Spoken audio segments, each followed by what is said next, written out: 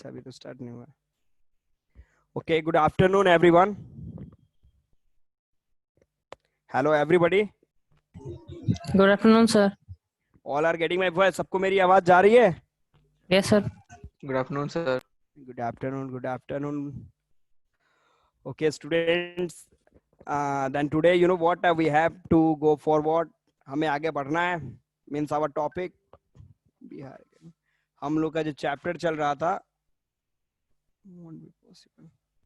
हम लोग का जो टॉपिक चल रहा था नेशनलिज्म इन यूरोप, ठीक है, उस टॉपिक को हम लोग फॉरवर्ड रखेंगे।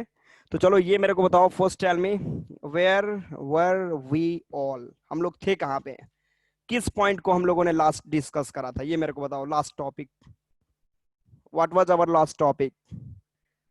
Tell me fast. या फिर मैं एक छोटा सा पहले रिकैप, पहले ये मुझे बताओ कहाँ तक हम लोग का लास्ट टॉपिक हुआ था, उसके बाद मैं एक रिकैप कराता हूँ, फिर हम लोग फॉरवर्ड जाएंगे।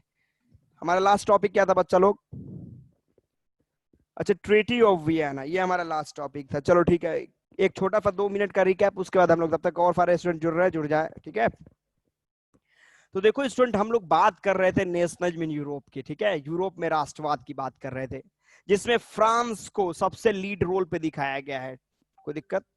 यहाँ पे हम लोगों ने पॉइंट का ध्यान देना, यहाँ पे हम लोगों ने पॉइंट आउट किया था क्या चीज कि किस तरीके से आपने देखा क्या चीज कि फ्रांस में उस पहले पॉइंट की बात करेंगे हम लोग। हमारा जो पेंटर था फ्रेडरिक सोर्यू के पेंटिंग की बात करोगे आप, तो उस पेंटिंग में देखा था आपने कि 1848 में उस बंदे ने जो पेंटिंग बनाया था, उस पेंटिंग के क्या क्या फीचर्स थे। उस पेंटिंग के मदद से वो एक यूटोपियन विजन को रिप्रेजेंट करने की कोशिश करा था उसने। इसके बाद नेक्स्ट टॉपिक की तरफ हम लोगों ने स्टूडेंट जब अपने को डील कराया था, तो हम लोगों ने नेपोलियन को एंट्री करा दिया था। मैंने आपको बताया था किस तरीके से डायरेक्टिव रूल, मतलब आपने देखा था क्या कि पैसिव और एक्टिव के बीच का फाइटिंग के वजह से एक अपॉर्चुनिटी मिला नेपोलियन को, और नेपोलियन 1804 में किंग बन चुका था। मैंने ये भी बताया कि नेपोलियन जब किंग बना तो ये क्लियर था कि after becoming the king of France, Napoleon destroyed all democratic infrastructure from France completely, but after that the people were in his support, लोग उनके सपोर्ट में थे। Reason because of Napoleonic code, civil code, जिसके मदद से लोगों का trust उसने जीता।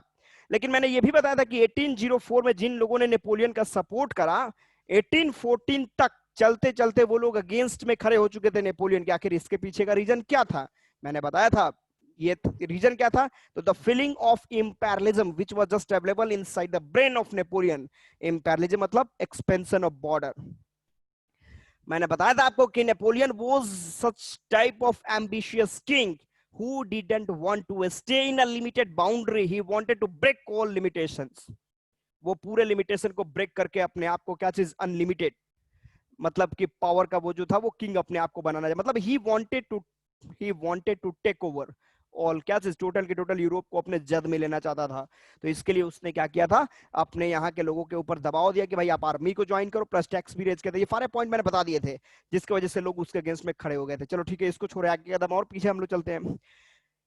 हमारा अगला टॉपिक था क्या चीज की, growth of middle class. Student, इसमें हम लोगों ने डिस्कस करा था क्या चीज की, मैंने बताया था कि इन स्टार्टिंग किस तरीके से कि यूरोप में दो तरह के क्लासेस मौजूद थे। पहला था एरिस्टोक्रेट और दूसरे थे पीजेंट्स। एरिस्टोक्रेट्स का पॉइंट मैंने बताया था कि ये लोग रिच पीपल थे, पैसे। छोटा एग्जांपल, आपके देश के जो अरबपति लोग हैं वो उस समय के एरिस्टोक्रेट वहां पे कहे जाते थे। तो उनके बीच वो लोग फ्रेंच लैंग्वेज बोलते थे, उनके बीच में यूनिफिकेशन था। वो यूनिफिकेशन किस के ऊपर बेस्ड था? वो बेस्ड था किस के ऊपर? मैरिज टाई अप के ऊपर। ये पॉइंट बताया गया था। इसके बाद आपको बताया गया था क्या चीज, इसके बाद अगले पॉइंट की तरफ हम लोगों ने डिस्कस करा था। ध्यान देना, ये चैप्टर बहुत ही ज्यादा इंपॉर्टेंट है, ये टॉपिक थोड़ा नहीं बहुत ही ज्यादा इंपॉर्टेंट है। समझ गए तो वेरी गुड, नहीं समझे तो फिर प्रॉब्लम ही प्रॉब्लम है। तो ध्यान देते जाइएगा, जहां पे दिक्कत है पॉइंट आउट करते जाना, वो सारे टॉपिक हम लोग डील करेंगे।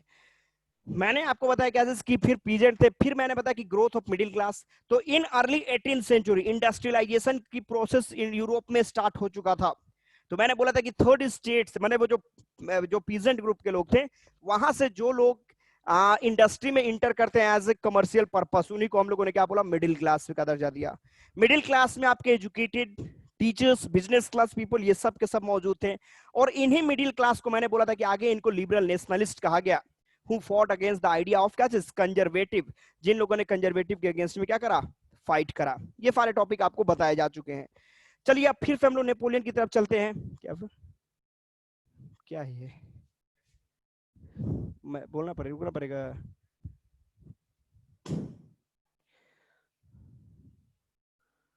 ओके तो ये आपने देखा था पॉइंट, ठीक है, तो ये हम लोगों ने डिस्कस कर लिया था। अब हम लोग टॉपिक पे अगले बार चलते हैं कि जब नेपोलियन की हार हुई, भैया पॉइंट देखना, ध्यान देना।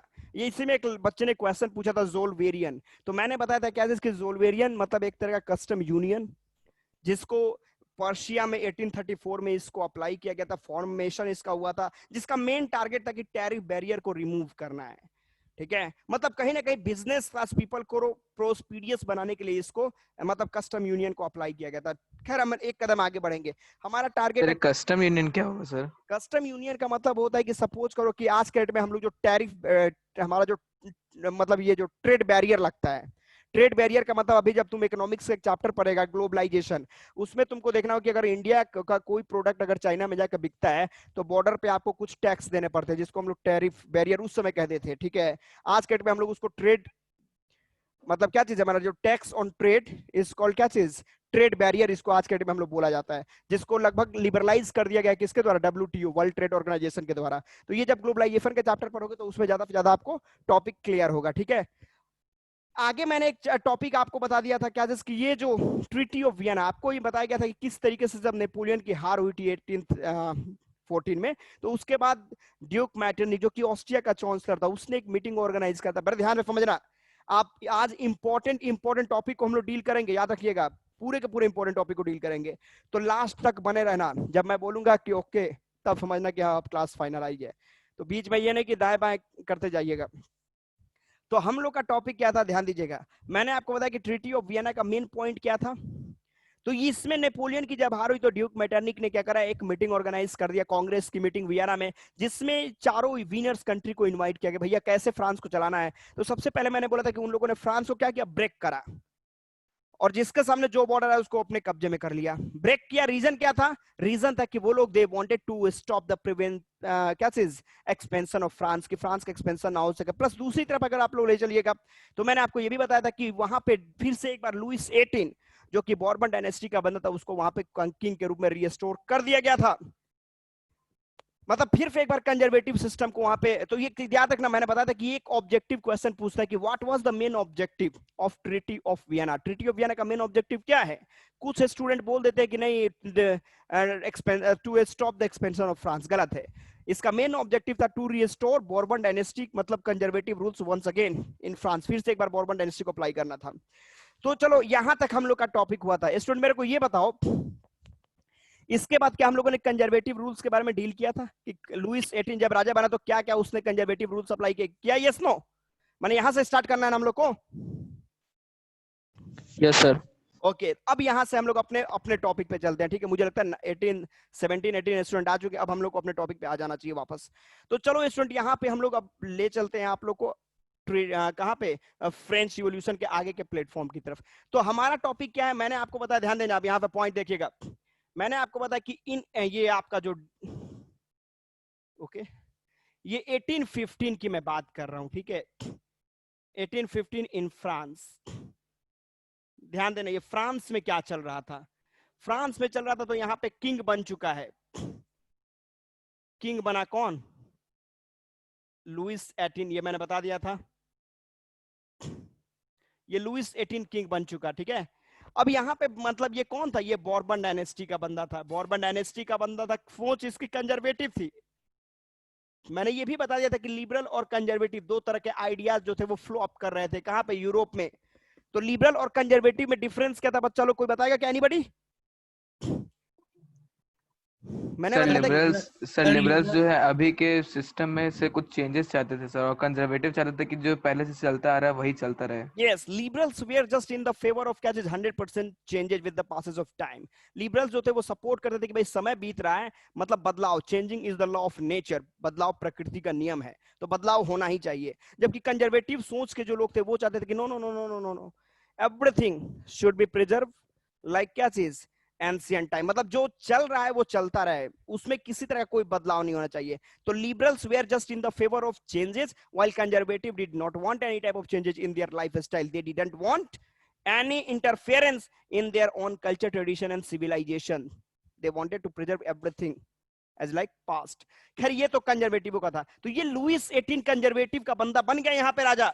अब ध्यान देना, इंपॉर्टेंट पॉइंट मैं बता रहा हूं आप लोगों को कि जैसे ये लुइस 18 राजा बना तो इसने कुछ यहाँ पे कंजर्वेटिव रूल्स भी अप्लाई कर दिए। ये VBI 3 नंबर का तुम्हारा क्वेश्चन उठता है, ये 3 मार्क्स, ये 3 मार्क्स का तुम्हारा क्वेश्चन उठता है कि आफ्टर 1815 मतलब इन 1815 when the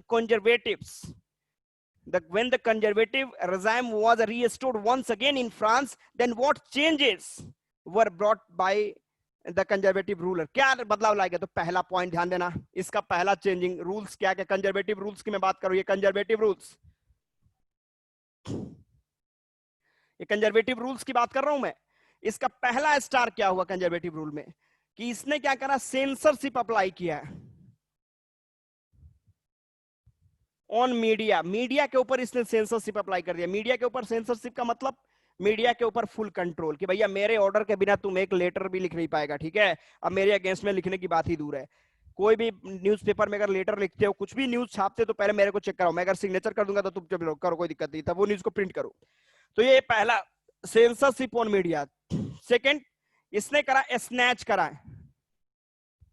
snatch all fundamental right. ये मैं शॉर्ट में थोड़ा लिखूंगा बिकॉज बहुत बड़े बड़े वर्ड हैं। Fundamental rights of common people, rights of common people माने जो कॉमन पीपल से उनके जो फंडामेंटल राइट का मतलब क्या, क्वेश्चनेबल राइट्स हमारे पास है ना, हमारे we have right to ask any questions, हमारे पास कोई भी क्वेश्चन पूछने का अधिकार है अपने गवर्नमेंट के अगेंस्ट में। And our government is answerable, हमारे देश की सरकार आंसरेबल, आपको पब्लिक को सेटिस्फाइड करना है। तो ये राइट ही छीन लिया, बोला कि अब तुम कुछ क्वेश्चन नहीं पूछ सकते, ठीक है, मैं जो चाहूं वो करूं, आपको बोलने का कोई अधिकार नहीं है। तो ये स्नैच राइट्स। इसके बाद डिसबैंडेड, ध्यान देना, disbanded all political organisation. Short लिख दूं क्या,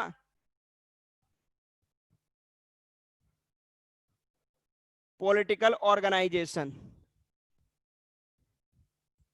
जितने भी पॉलिटिकल ऑर्गेनाइजेशन थे सबको डिसबैंड कर दिया। मतलब इसने क्या देखा कि भाई मेरे अगेंस्ट में कौन खड़ा हो सकता है, मेरे अगेंस्ट में, अच्छा वो बंदा जो है वो मेरे अगेंस्ट में किंगशिप के लिए, मतलब कि मोनार्क्स, मतलब यहाँ पे मेरे अगेंस्ट में वो बंदा स्टैंड हो सकता है, उसके पास एबिलिटी है, चलो उसको डिसबैंड कर दो।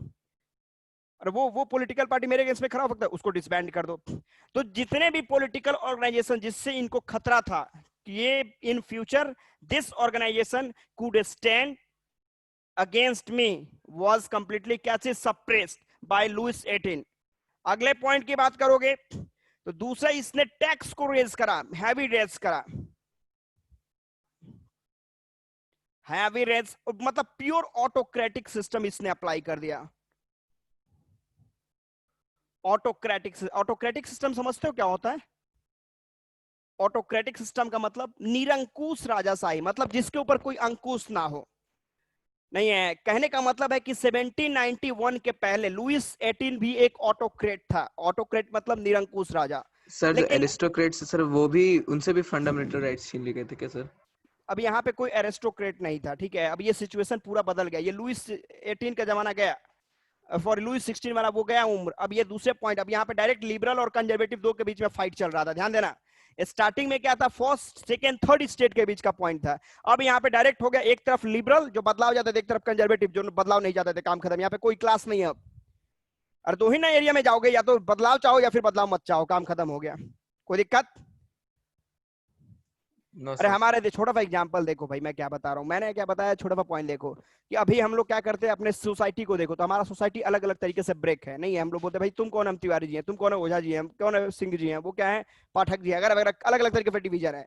लेकिन अगर मैच चलना शुरू हो जाए इंडिया और इंग्लैंड के बीच, तो वहां पे क्या होता है, हम लोग बोलते हैं अच्छा हम तिवारी जी हैं, हम इंडिया के सपोर्ट में कर रहे हैं, वो ओझा जी हैं इनके सपोर्ट में कर रहे हैं, हम सब क्या हो जाता है, वी ऑल, हम सब यूनाइट हो जाते हैं और हम लोग इंडियंस हो जाते हैं, अरे अब हम इंडियंस हैं, नहीं है। तो वो यहाँ पे अब क्या है कि अब दो भागों में पूरा यूरोप बट चुका है, एक तरफ लिबरल आइडियोलॉजी और दूसरी तरफ कंजर्वेटिव आइडियोलॉजी। अब ये इन दो बड़े बड़े आइडियोलॉजी के बीच में जो छोटे छोटे डिफरेंसेस है वो खत्म हो चुके हैं। Yes no? Yes sir. ये देखो कंजर्वेटिव रूल, ये देख लो यहाँ पे, ये 3 मार्क्स, मैंने बोले 3 नंबर के तुम्हारे VBI क्वेश्चन उठते हैं कि in 1815 when Louis 16 became Louis 18 became the king of France, then some changes were brought by him। वो क्या चेंजेस थे, तो ये सारे चेंजेस। पहला चेंज उसने क्या करा, सेंसरशिप अप्लाई करा मीडिया के ऊपर, सेकंड सारे पॉलिटिकल ऑर्गेनाइजेशन को डिसबैंड करा, थर्ड पब्लिक के पॉलिटिकल राइट्स को स्नैच कर लिया, फोर्थ टैक्स को रेस कर दिया, फिर प्योर ऑटोक्रेटिक सिस्टम लाया। ऑटोक्रेट बन चुका था वो। सर ऑटोक्रेटिक सिस्टम एक बार और बता दीजिए ना। ऑटोक्रेटिक पांचवा नंबर। ओके, ऑटोक्रेटिक सिस्टम का मतलब समझिए आप क्या। Wait wait wait wait wait, मैंने आपको ऑटोक्रेटिक सिस्टम, देखो मोनार्क को दो तरीके से हम लोग डिफाइन कर सकते हैं, ठीक है। यहाँ पे देख लो, ये मोनार्क राजा जो है, इसको दो तरीके से, एक हम लोग कर सकते हैं ऑटोक्रेट, और दूसरा हम लोग बोल सकते हैं क्या चीज, रिपब्लिकन, मतलब कॉन्स्टिट्यूशनल। ये कॉन्स्टिट्यूशनल सिस्टम में, ठीक है। तो ये ऑटोक्रेट का मतलब होता है किंग इज सुप्रीम। यहाँ पे राजा जो है वो सुप्रीमो है, वो जो मन करे वो कर सकता है, उसके ऊपर कोई रोक टोक करने वाला नहीं है बंदा, मतलब वो कॉन्स्टिट्यूशन के ऊपर है। In autocratic system the king is above the constitution, getting yes no. But constitutional system में जाओगे तो यहाँ पे कॉन्स्टिट्यूशन जो है वो ऊपर है, कॉन्स्टिट्यूशन इज सुप्रीम। तो राजाशाही उस समय दो चलता था। ऑटोक्रेट का मतलब राजा जो किंग है, किंग जो है वो जो चाहेगा वो रूल बनाएगा। मतलब आज के डेट में नॉर्थ कोरिया में किम जोन का नाम सुना है आप लोगों ने, तो समझ लो किम जोन जो था उस समय का ऑटोक्रेट था, ठीक है। कि सो के उठा, जो उसके दिमाग में वही रूल बन गया, उसने बोल दिया चलो कल से सुबह में ये सब काम होगा, काम खत्म, स्टार्ट हो गया, वो रूल बन गया। कोई उसके ऊपर क्वेश्चनेबल पॉइंट नहीं था, कोई भी उसके अगेंस्ट में क्वेश्चन नहीं उठा सकता था, वो था ऑटोक्रेट। और कॉन्स्टिट्यूशनल का मतलब संविधान जो कहता है, उस आप राजा हो, नो डाउट आप राजा रहे, कोई दिक्कत नहीं, but under the constitution you will have to form each and every rule and regulation. आपको ये वर्कआउट करना है। क्या have you got autocratic, autocrat and constitutional monarch system? कोई दिक्कत इसमें? Autocrat, any problem, anybody anybody? Okay, मैंने बताया, ध्यान दो। ओके, मैंने ऑटोक्रेट, ओके मैंने ओके ओके वेट वेट, मैंने ऑटोक्रेट का पॉइंट बताया कि जो सपोज, वेट, ओ भाई इसमें तो नो सर लिखता ही है, फिर बोलता भी है, हाथ वो चलाता, माउथ भी चलाता, एक साइलेंट रखो। मैंने क्या बताया, मैंने आपको बताया कि ऑटोक्रेट, सपोज अगर मैं ऑटोक्रेट हूं, मैं अगर ऑटोक्रेट हूं तो मैं जो बोल दूंगा वो रूल बन गया, वो कॉन्स्टिट्यूशन बन गया। मेरे ऊपर कोई, मैं जो बोल दिया वो रूल बन गया, मेरे ऊपर कोई क्वेश्चन नहीं पूछ सकता, मैं सुप्रीमो हूं बिकॉज मैं ऑटोक्रेट हूं। अगर वहीं पे मैं कॉन्स्टिट्यूशनल मोनार्क सिस्टम में चला गया, कॉन्स्टिट्यूशनल तरीके से मैं राजा हूं, तो इसका मतलब मेरे ऊपर संविधान है। मेरे को कोई भी रूल बनाने के पहले ऊपर के जो कैबिनेट के जो मिनिस्टर्स है उनसे संपर्क करना पड़ेगा, उनसे कंसल्ट करना पड़ेगा, उसके बाद ही मैं कोई भी रूल रेगुलेशन बना सकता हूं। Getting yes no? सर तो फिर उस केस में राजा का फायदा क्या? राजा का सपोज हमारे देश में प्रधानमंत्री का फायदा क्या है कि प्रधानमंत्री अपने हिसाब से कोई रूल बना सकते हैं? अरे तुम्हारे स्कूल में प्रिंसिपल जो मन करेगा वो अपना रूल बना देंगे, सारे टीचर का एक मीटिंग ऑर्गेनाइज करते होंगे, अब मीटिंग ऑर्गेनाइज करके सारे टीचरों के सजेशन को लेते होंगे, उसके बाद फाइनल डिसीजन लेते होंगे, होता है ना ये स्कूल में। तो आप बोलो कि फॉर यू जो प्रिंसिपल हैं तो वो कहे नहीं अपने मन से कुछ भी बना दे, रूल बना दे, तो कुछ भी अपने मन से नहीं ना बना दोगे, ये डेमोक्रेटिक सिस्टम है। हमारे देश के प्रधानमंत्री जो चाहेंगे अपने मन से कर देंगे। वो कैबिनेट का पहले उनका कोई भी बिल को अगर एक्ट के रूप में कन्वर्ट करना है तो सबसे पहले उन्हें क्या करना है? आपने देखा है ना कि पहले ये 7 में भी आपने पढ़ा होगा कि first reading, second reading, third reading, पहले लोकसभा, राज्यसभा, लास्ट में प्रेसिडेंट के पास जाएगा, तब सिग्नेचर होगा, तब जाके वो आगे बढ़ेगा। तो आप बोलोगे फिर जब प्रधानमंत्री है तो फिर ये पूछने की क्या जरूरत है? जब पूछने की जरूरत नहीं है तो फिर ये डेमोक्रेटिक कंट्री क्या है? इसको हटा के नॉन डेमोक्रेटिक में कन्वर्ट कर देंगे हम लोग। तो ये ऐसा पॉइंट नहीं है, ठीक है, जो आप बता रहे हो कि अगर वो राजा कॉन्स्टिट्यूशनल तरीके से राजा है तो इसका मतलब ये थोड़ी ना है हेड फाइनल डिसीजन मैं ही लूंगा, final decision would be taken by me, but after concerning with the majority के साथ कंसर्न करके, तब हम लोग वर्कआउट करेंगे। डेमोक्रेसी का यही ना फायदा है। आर यू गेटिंग यस और no? Yes sir. Yes sir. इसको एक स्टेप और आगे हम लोग बढ़ेंगे, ध्यान दीजिएगा। तो ये था, मैंने बताया इस पॉइंट के अगेंस्ट में, ठीक है, ये लुइस 18 के पॉइंट की बात। अब देखो इसके अगेंस्ट में आपके कंजर्वेटिव लोगों का फाइट स्टार्ट हो चुका था, कंजर्वेटिव लोग लड़ रहे थे हर जगह, सॉरी कंजर्वेटिव तो थे ही, लिबरल वालों का, लिबरल्स वाले जो थे वो इसके अगेंस्ट में मूवमेंट स्टार्ट कर चुके थे।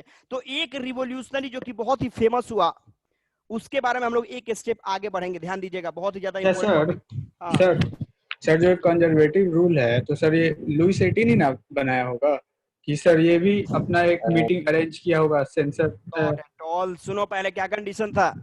कंडीशन था, देखो यहाँ पे कभी भी याद रखिएगा, जब आपके चारों कंट्रीज ने फ्रांस को ब्रेक करा तो उन लोग का टारगेट था कि यहाँ पे एक ऐसे किंग को बनाया जाए जो कि पपेट हो, ये पपेट हो केवल, ये ना कि पावरफुल किंग मत बन जाए, वो पपेट मतलब होता ना कि हाथों का पुतला जो बोलते हैं उसको। तो उन लोगों ने लुइस 18 को वहां पे स्टे कराया कि भैया ये जो बंदा है कभी भी फ्रांस को डेवलप कराने के अगेंस्ट बारे में नहीं सोचेगा, वो हमारे अगेंस्ट में कभी भी नहीं सोचेगा। तो उन लोगों को लगा कि ये बॉर्बन डायनेस्टी एक तो वीक है, ये डायनेस्टी एकदम कमजोर हो चुकी है, और इसको यहाँ पे अगर हम सेटअप कराते हैं तो सेटअप कराने का, अब देखो यहाँ पे क्या है, मैंने क्या बताया कि कंजर्वेटिव दो तरीके की आइडियोलॉजी बढ़ चुकी थी। पर पहले अपने को म्यूट कर लो आप लोग। मैंने बताया कि दो आइडियोलॉजी में पूरा यूरोप बढ़ चुका था, एक तरफ लिबरल, दूसरी तरफ कंजर्वेटिव्स, ठीक है। तो कंडीशंस क्या है कि इन लोगों ने देखा कि लिबरल वाले तो हमेशा मूवमेंट कर रहे हैं, तो ये क्रांतिकारी मूवमेंट कर ही रहे हैं, तो अब छोटा सा एग्जांपल देखो ना, आप ही के देश में अंग्रेज जो थे, जो इंग्लिश थे, ब्रिटिश थे, उन लोगों ने भगत सिंह को कहे नहीं मंत्री संतरी बना दिया, क्यों नहीं जमींदार लैंडलॉर्ड बना दिया। किसको लैंडलॉर्ड बनाया? जो पपेट थे इन द हैंड ऑफ क्या, ब्रिटिश। वो लोग भगत सिंह, चंद्रशेखर आजाद, इन लोग को देख, खुदीराम बोस, राजगुरु, सुखदेव, इन लोग को देख रहे थे कि भाई ये तो क्रांतिकारी हैं, ये तो हमारे अगेंस्ट में भी फाइट हमेशा कर रहे हैं। तो कभी भी वो उन लोग को उस पोस्ट पे लाने की बात सोचेंगे? कभी नहीं सोचेंगे। जबकि दूसरी तरफ देख रहे हैं कि जो लैंडलॉर्ड, जो बहुत सारे राजा महाराजा लोग जो थे वो पपेट थे इन द हैंड ऑफ क्या, ब्रिटिश, तो उन लोग को वो सारे के सारे प्लेटफॉर्म दिए जा रहे थे। तो यहाँ पे आपने देखा कि ये भी चारों देशों ने इस चीज को देखा कि कम वीक राजा कौन है, तो ये लुइस 18, ये तो बॉर्बन डायनेस्टी खत्म हो रही है, कोई दिक्कत नहीं है, इसी बंदे को यहाँ का राजा बना दो। तो राजा बनने का मतलब ये थोड़ी ना कि वो अपनी सोच बदल देगा, सोच तो उसकी कंजर्वेटिव सोच ही है, सोच तो उसकी वही है। सर मेरे कहने का मतलब है, सर जो ये कंजर्वेटिव रूल लगा तो सर ये लुइस 18 अपने मन से, यानी कि वो हाँ, जो ये इसको अपने मन बनाया से, राजा वो, नहीं नहीं, देखिए लुइस कि सर 18 अपने, हाँ कि बोलो। सर वो कंजर्वेटिव लोग जो थे फ्रांस में, उनका मीटिंग से कुछ अपना कैबिनेट से करके बनाया कि सर अपने मन से। अपने मन से, देखिए यहाँ पे कंडीशंस है कि जब ये लुइस 18 राजा बना, तो कहने का मतलब मैंने आपको बताया था ना कि ये जो मीटिंग चल रहा था, ये फ्रांस को ब्रेक किया जाता है। यहाँ पे क्या था, ये तुम्हारा ये Persia, Austria, Britain and Russia, ये चारों देश जो थे, तो यहीं पे जब फ्रांस को ब्रेक कर दिया गया, जब ये ब्रेक कर दिया गया तो फ्रांस का यहाँ पे लुइस 18 राजा बना। तो क्लियर है कि जब इसने जो भी रूल बनाए होंगे ये चारों देशों के संपर्क के साथ ही बनाए होंगे, चारों यस कंट्रीज का यस उसमें सर। पार्टिसिपेशन होगा, अपने मन पे थोड़ी ना कर अच्छा देगा कुछ भी, नहीं, यस सर। चारों कंट्री का उसमें होगा। अब आइए इसके बाद, मैंने बताया कि देखो यहाँ पे लिबरल्स की मैं बात कर रहा हूं, फोकस करना, बहुत ही ज्यादा इंपॉर्टेंट पॉइंट हम लोग डिस्कस करने जा रहे हैं, ये सारे इंपॉर्टेंट टॉपिक हैं अभी के लिए नहीं, एग्जाम के लिए। ये मैक बेकार काम कर रहा है भाई,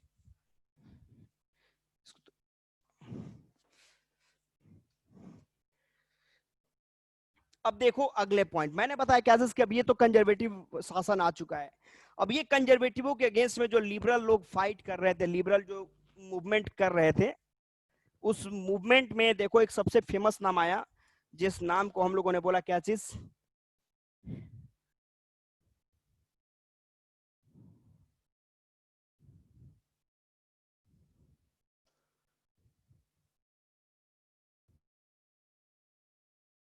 ये मैजनी का नाम, मार्कर ही नहीं चल रहा है, मैजनी का नाम। अब देखो इसके पॉइंट के पॉइंट देखिएगा, ये बहुत ही बड़ा रिवोल्यूशन, जैसे में हमारे देश में भगत सिंह, उस तरीके से यहाँ पे इटालियन था ये, ठीक है, ये आपका मैजनी, जेएसपी मैजनी जो था ये बंदा बना। अब देखो यहाँ पे क्या हुआ, इसका अगर पॉइंट हम लोग देखें तो क्या चीज लिख देंगे इसका, कि ही वॉज बोर्न, इसका जन्म कहां पे हुआ था, जिनोवा। कब हुआ था, 1807, ठीक है। इसके बाद ये बहुत ही जल्दी, इन द एज ऑफ 24, लगभग इन द एज ऑफ 24 वो क्या बन गया, तो he became the member of, किसका member? Member of secret society एक था जिसका नाम था कार्बोनरी, ठीक है, कार्बोनरी सीक्रेट सोसाइटी, उसका ये मेंबर बना, मेंबर ऑफ कार्बोनरी। मैं डायरेक्ट लिख दे रहा हूं, कार्बोनरी जो सीक्रेट सोसाइटी था, ये क्या था? तो ये एक सीक्रेट सोसाइटी था। सीक्रेट सोसाइटी जानते हो क्या होता है? हमारे देश में भी जो क्रांतिकारी लोग थे वो क्या छिप छिप के तब अंग्रेजों के अगेंस्ट में वो लोग रिवॉल्यूशन कर रहे थे। इसके बाद क्या होता है कि आगे चल के ही अटेम्प्टेड, इन्होंने एक मूवमेंट, एक, आप लोग म्यूट कर लो अपने को अभी। उन्होंने क्या किया कि he started a movement, movement एक किया, कहां पे? इन लिगुरिया, लिगुरिया एक प्लेस है, लिगुरिया में एक मूवमेंट किया, जिसके वजह से इनको देश से निकाल दिया गया, कंट्री से आउट कर दिया गया कि भैया तुम मूवमेंट कर सकता है फ्यूचर में। देखो यहाँ पे हमारे देश में भी 21 मार्च 1930 सॉरी 31 मार्च 1919 में एक एक्ट लगाया गया था ब्रिटिश के द्वारा, रॉलेट एक्ट, जिसका टारगेट ये था कि जिस बंदे के ऊपर डाउट समझ लो वो होता था सोसाइटी से आउट। तो यहाँ पे भी इन लोगों ने देखा कि ये बंदा जब एक छोटा सा मूवमेंट कर सकता है लिगुरिया में, तो ये बहुत बड़ा नेशनल लेवल पे भी मूवमेंट कर सकता है। तो इससे पहले इसको देश से निकालो, इसको भगा दो। तो इसको जब देश से निकाल दिया गया लिगुरिया से, तो यहाँ पे इन्होंने क्या किया कि यहाँ पे 2 सीक्रेट सोसाइटी यहाँ पे इन्होंने बना लिया, 2 सीक्रेट सोसाइटी, 2 सीक्रेट सोसाइटी बनाया। कौन कौन? एक था यंग इटली और दूसरा बच्चा लोग यंग यूरोप। ले तो मार्कर ही ना चलता, young Italy and young Europe, ठीक है।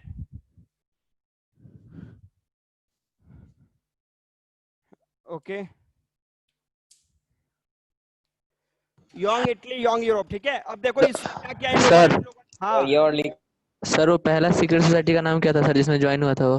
कार्बोनरी है, कार्बोनरी सीक्रेट सोसाइटी, जिसका वो सीक्रेट मेंबर बना हुआ था। ओके इसको मैं सर। बताऊंगा, पहले इसको लिख लेने दो मेरे को पॉइंट कुछ कुछ, उसके बाद इसको एक बार हम लोग तरीके से एक्सप्लेन करेंगे, ठीक है। पहले ध्यान दो, तो 2 सीक्रेट सोसाइटी इसने बनाई, young Italy and young Europe. इसमें कैसे लोगों को? तो उसमें लिबरल्स, कैसे? अब सपोज सीक्रेट सोसाइटी अगर कोई ऑर्गेनाइजेशन वो बना रहा है तो उसमें लोगों की वैकेंसी भी करेगा, अपॉइंटमेंट देगा। तो अपॉइंटमेंट अगर लिबरल सीक्रेट सोसाइटी है तो कंजर्वेटिव लोगों तो उसमें अपॉइंट करेगा नहीं। तो वैसे लोग, वैसे यूथ्स जो लिबरल सोच के थे उनको उसमें अपॉइंट करना उसने शुरू करा। तो लिबरल्स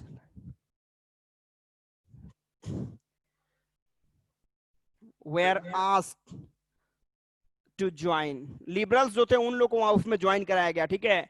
फिर इसने 2 बार 2 टाइम्स एफर्ट किया, इसने 2 टाइम्स एफर्ट बनाया इटली को यूनिफाई करने के लिए। कब कब? 1831 और दूसरा 1848। लेकिन दोनों बार बंदा क्या हो गया? फेल कर गया, फेलियर हुआ, ठीक है। और यहीं पे देखो एक बड़ा इंपॉर्टेंट पॉइंट देता है कि ड्यूक मैटर्निक एक बार फिर से आ गया। कौन था बताएगा क्या कोई? ये ड्यूक मैटर्निक कौन था? ऑस्ट्रियन चांसलर, ऑस्ट्रिया का चांसलर था। वेरी गुड, ऑस्ट्रिया का चांसलर था। बस हो गया, आई एम गेटिंग। अब इस बंदे ने देखो यहाँ पे ऑस्ट्रिया का जो चांसलर था, इसने क्या किया था? तो ये जो जेस्पी मैजनी जो था, ये मैजनी, इसको बोल दिया था क्या चीज? Danger for conservative rules, for conservative rules, ठीक है। अब चलो मैं अब आपको आपके टॉपिक की तरफ ले चलता हूं, ठीक है। तो देखो यहाँ पे अगर ये टॉपिक तुम्हारा आ गया, मैजनी के बारे में करा दिया कि राइट ए शॉर्ट नोट, इसके ऊपर शॉर्ट नोट लिखो, तो सबसे पहले आपको करना होगा क्या कि मैजनी साहब जो थे इनका जन्म कहां पे हुआ था? तो जिनोवा में हुआ था 1807, ठीक है। बहुत जल्दी ये सीक्रेट सोसाइटी एक था तुम्हारा इटली का कार्बोनरी सीक्रेट सोसाइटी के एक्टिव मेंबर बन जाते हैं। इसके बाद क्या करते हैं वहां पे? इन्होंने 24 के उम्र में, इन द एज ऑफ 24 ही अटेम्प्टेड क्या चीज? हिज फर्स्ट मूवमेंट, कहां पे? लिगुरिया में। और उस मूवमेंट की वजह से ही वाज सेंट टू एक्साइल, उनको क्या कर दिया जाता? देश निकाला दे दिया जाता कि भाई देश से निकलो, यहाँ पे तुम्हारा यहाँ पे कोई जगह नहीं है, बाहर निकाल दिया गया। अब जब बाहर जाते तो वहां पे भी चुपचाप नहीं बैठते, वहां पे जाकर 2 सीक्रेट सोसाइटी बनाते हैं। पहला यंग इटली है, दूसरा तुम्हारा यंग यूरोप है। और इसमें अपने सोच के जो लिबरल सोच के लोग थे उनको उसमें अपॉइंट करना शुरू कर देते हैं कि भैया ज्वाइन करो इसमें। और इन्होंने 2 बार 2 times he made 2 times effort, 2 बार कोशिश किया इटली को यूनिफाई करने के लिए, इन 1831 एंड 1848। लेकिन दोनों बार इस बंदे को वहां पे दोनों बार वो फेल कर जाते हैं। दोनों बार फेल कर जाते हैं। और इसके बाद ही ध्यान देना यहाँ पे, हिज मेन टारगेट, इनका मेन टारगेट क्या था, मेन ऑब्जेक्टिव क्या था, to unify Italy, to bring republican and democratic system, to make क्या चीज, इटली फ्री फ्रॉम क्या चीज, कंजर्वेटिव रूल्स। इस सोच से, इस आइडियोलॉजी पे खत्म करना, आजादी चाहिए थी इनको। और यहीं पे ड्यूक मैटरनिक ने एक रिमार्क इनको दिया, देखना इस क्वेश्चन को 2-3 तरीके से घुमा के पूछता है कि according to Duke Metternich Mazzini was dangerous for conservative rules, why, how, justify this statement. 3 number का एक क्वेश्चन कर देगा। तो ये पूरा का पूरा आंसर आपको वर्कआउट करना होगा, पूरा का पूरा पॉइंट लिखना होगा। और यहां पे आपने क्या देखा कि 2 बार उन्होंने कोशिश कर, दोनों बार वो फेल कर गए, ठीक है। उसके बाद उनका क्या होता है, आगे के टॉपिक में हम लोग डील करेंगे। इसमें किसी को कोई प्रॉब्लम, ये मेरे को पूछो, मैजनी साहब के ऊपर कोई problem? Sir second last point, the third point. सुन लो, जो भी पॉइंट है मैं तुमको बता देता हूँ शॉर्टली, फिर से पॉइंट पढ़ेगा। तो ही स्टार्टेड अ मूवमेंट, मतलब उन्होंने क्या किया, अटेम्प्टेड अ मूवमेंट। देखो अभी इसको मैं पूरे लैंग्वेज में आ रहा हूँ, ठीक है, ध्यान देना कैसे आपको लिखना है, स्टार वाइज बोल रहा हूँ मैं। पहला स्टार लिखोगे कि Mazzini was born in Genoa in 1807, ठीक है। Second star, in early age, in his early age he became the member of क्या secret society which was क्या चीज, ये तुम्हारा क्या चीज, कार्बोनरी। ओके, थर्ड स्टार में चलोगे, ध्यान दो, वेट, थर्ड स्टार में चलोगे कि he attempted his first early movement where at Liguria, because of that he was sent to exile, उनको देश से निकाल दिया गया। फिर क्या होता है अगला पॉइंट कि there he formed 2 secret society, 2 secret society उन्होंने बनाया, Young Italy and Young Europe, in which he started to appoint those youths who had क्या चीज, liberal ideology and who also wanted to set up क्या चीज, a republican system, a democratic system। कहाँ पे, in Italy, वैसे लोगों को appoint किया।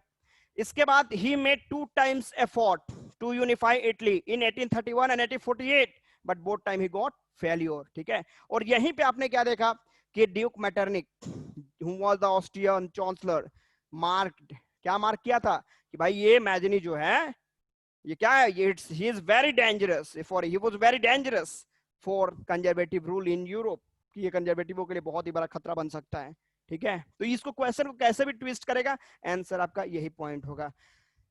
क्या मैं एक कदम आगे बढ़ूं या फिर इसमें कुछ और प्रॉब्लम है आपको?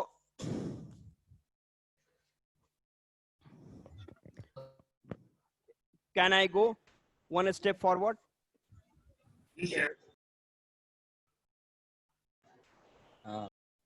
सर जो साइड है जो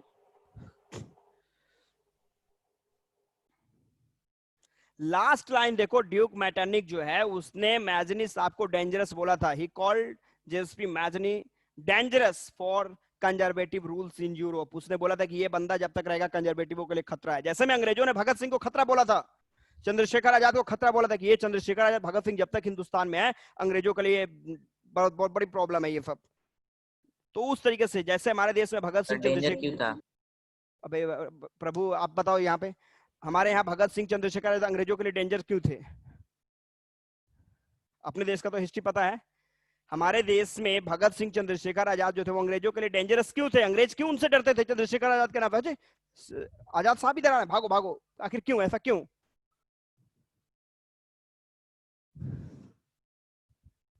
बोलिए क्योंकि तो यहाँ पे देखो मैजनी क्यों डेंजरस है, बिकॉज आप देख रहे हो कितना डेंजर तरीके से इन्होंने एफोर्ड किया है। कम उम्र में ही उन्होंने क्या किया, कार्बोनरी सीक्रेट सोसाइटी को ज्वाइन किया। टारगेट बहुत बड़ा है, कंजर्वेटिव रूल को खत्म करना है। यंग इटली, यूरोप, लोगों को अपने तरफ क्या कर रहे हैं, लोगों के सेंटिमेंट को टच करके अपने मूवमेंट में पार्टिसिपेट करा रहे हैं। मतलब पूरे यूरोप को वो लोग डिवाइड करने के चक्कर में लगे कि कंजर्वेटिव को खत्म करो, लिबरल्स को सामने लाओ। नहीं तो छोटा मोटा क्रांतिकारी थोड़ी ना थे, बहुत बड़े क्रांतिकारी रिवोल्यूशनरी थे। एक कदम आगे बढ़े क्या? Yes sir. ओके ओके, तो चलो ये थे मैजनी साहब की थोड़ी सी बैकग्राउंड थी, ठीक है। अब हम लोग चलेंगे अगले टॉपिक पे, जुलाई रिवॉल्यूशन। ध्यान देना, इंपॉर्टेंट टॉपिक बता रहा हूं मैं।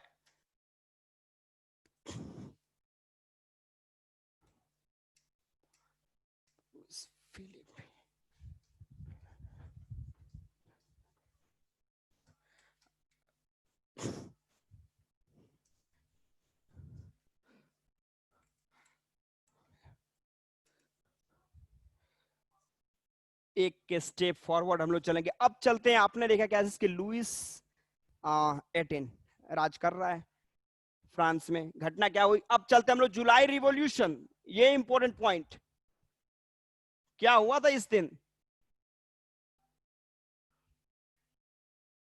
जुलाई रिवॉल्यूशन बात कब की है, जुलाई 1830, जुलाई 1830, ठीक है, ये चल रहा था जुलाई रिवॉल्यूशन। तो आखिर हुआ क्या, तो अभी तक आपने क्या देखा कि 1815 पॉइंट क्या देखा कि इन 1815 1815 में लुइस 18 यही ना था, was restored as the king of France, यही ना था, फ्रांस का बन गया था राजा, राजा बन गया था। अब आपने क्या देखा कि इन जुलाई 1830, जुलाई 1830 में ये लुइस 18 जो था, इसको खत्म किया, मैंने इसको रिमूव किया गया, हटा दिया, चलो हटो यहां पे। और यहां पे एक लिबरल किंग आया, लिबरल किंग जिसको हमने लुइस फिलिप कहा। लुइस फिलिप जो था, सर वो क्या लिखे हैं, Louis first point, Louis 16 watch in 1815 Louis 18 was restored the king of France। अरे 1815 में लुइस 18 राजा बना था ना, कंजर्वेटिव किंग। यस सर, अरे 1815 में राजा बना था लुइस 18। अब यहाँ पे जुलाई यस सर, 1830 लुइस 18 लुइस 18। अब यहाँ पे आपने जुलाई 1830 में क्या किया कि जितने भी लिबरल थे उन लोगों ने अलग अलग तरीके से मूवमेंट किया, और मूवमेंट करके लुइस 18 को हटाया कि आप सत्ता से हटिए। और हटाने के बाद लुइस फिलिप जो कि एक लिबरल किंग था, लुइस फिलिप जो कि लिबरल सोच का बना था, उसको वहां पे न्यू किंग के रूप में रिस्टोर कर दिया गया। कोई दिक्कत है। और जुलाई देख, ध्यान देना, जुलाई 1830 में क्या हुआ, तो जुलाई, ध्यान दो मैं बता रहा हूं, पहले मेरे को सुनो, पहले मेरे को सुन लो तरीके से, उसके बाद अगर कंफ्यूजन का तब क्वेश्चन पूछना। मैंने आपको बताया, ध्यान दीजिएगा, कि जुलाई रिवॉल्यूशन में क्या हुआ, क्या what happened in July revolution. तो in July revolution a conservative king was overthrown, conservative king जो लुइस 18 था उसको हटा दिया गया, and a new liberal king was restored जिसका नाम लुइस फिलिप था। कोई दिक्कत है क्या, जुलाई रिवॉल्यूशन में लुइस 18 को हटा के लुइस फिलिप को राजा बना दिया, कंजर्वेटिव को हटा के लिबरल को राजा बना दिया, काम खत्म है। कोई problem? No no okay okay, wait wait. अब देखो यहीं पे ड्यूक मेटरनिक एक बार फिर से आ जाएगा, एक बहुत ही ज्यादा इंपॉर्टेंट रिमार्क, एक VVI क्वेश्चन 3 नंबर का तुम्हारा ये क्वेश्चन तुम्हारे एग्जाम के लिए उठता है। ये 3 मार्क्स का तुम्हारे क्वेश्चन एग्जाम के पर्पस से बहुत ही ज्यादा इंपॉर्टेंट होता है, याद रखिएगा। इसमें क्या है, रिमार्क ऑफ, फिर से एक बार ड्यूक मेटरनिक यहां पे एंटर कर गए। ड्यूक मेटरनिक का रिमार्क, रिमार्क क्या था, ध्यान देना कि when France acknowledges, then the other European countries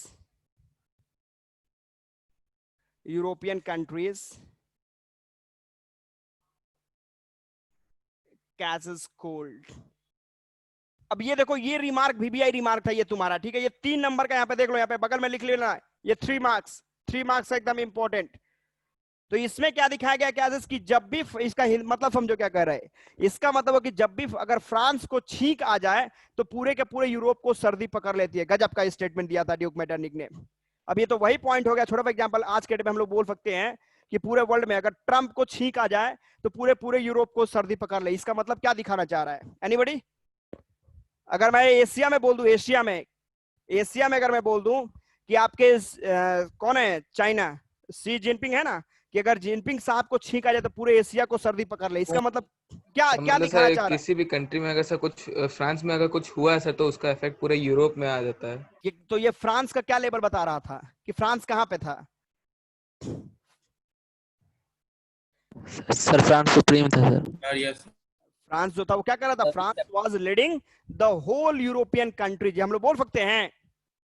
तो देखो ये 3 नंबर का तुम्हारा VBI क्वेश्चन उठता है, तो चलो हम लोग लिखते हैं, इसको पॉइंट लिखते हैं, क्या कैसे ओरल बोलते हैं?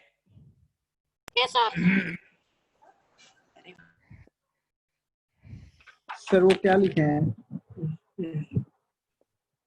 ऊपर में। हेलो हेलो हाँ बोलो। ओके, हाँ बोलो, क्या पूछ रहे हो? सर, वो अच्छा हटिए ना सर। सर वो वहाँ पे लिखे हैं जो कहाँ आर पे? से, आर ये से remark remark. Okay sir. Remark of Duke Metternich. Remark क्या था, ध्यान देना कि इनका रिमार्क था कि व्हेन फ्रांस जब भी फ्रांस को छींक आए तो the rest European countries catch cold, कि दूसरे जो यूरोप के कंट्रीज हैं उनको सर्दी पकड़ लेगी। ये क्या? तो by this remark Duke Metternich wanted to say that France was a leading nation while other European countries were its follower. दूसरे जो देश थे इसके फॉलोअर थे। ध्यान देना, जो लीडर होता है उसी की बात की जा रही है कि लीडर को अगर छींक आ जाए। अगर छोटा सा एग्जांपल देखो, दो सेनाओं के बीच में फाइट चल रहा है,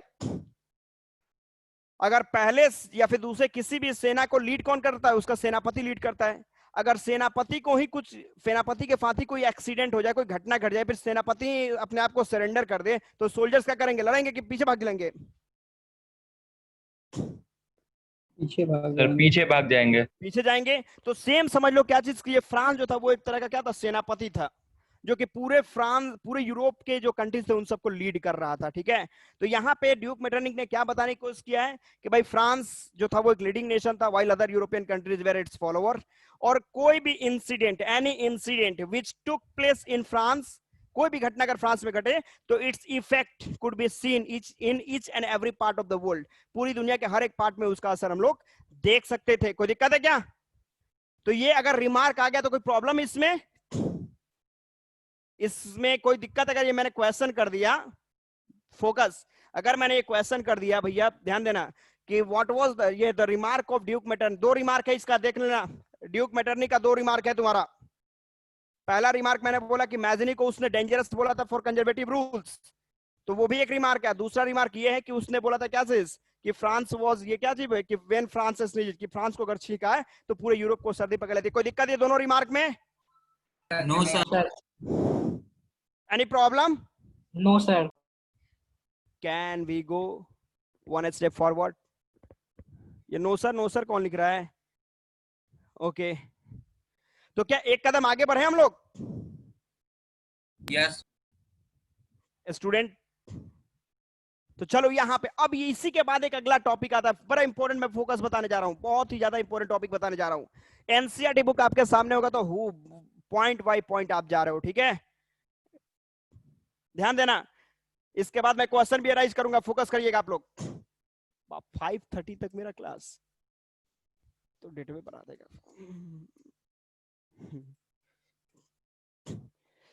5:30।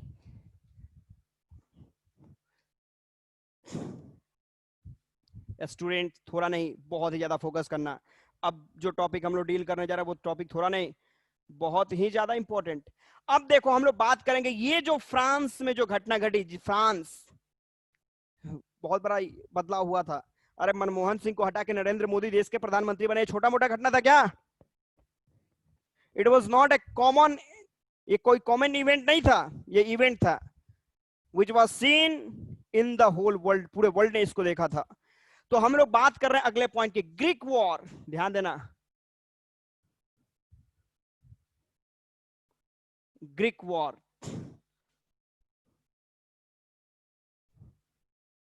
Of independence. आखिर ग्रीक ने कैसे लड़ाई लड़ा? ग्रीस की लड़ाई आजादी के लिए। हम लोग इसके ऊपर इस टॉपिक पे डील करने जा रहे हैं, थोड़ा सा फोकस कीजिएगा, इंपॉर्टेंट टॉपिक है। तो देखो हम लोग इसके पहले टॉपिक में अगर जाएंगे, पहले स्टार में जाएंगे, ध्यान देना, पहले स्टार में अगर पहले वर्कआउट कर ले, उसके बाद इसके ऊपर हम लोग एक्सप्लेनेशन लेंगे। ठीक है, तो हम लोग देखेंगे क्या इसकी till 15th century, till 15th century Greece was under the control of Ottoman Empire.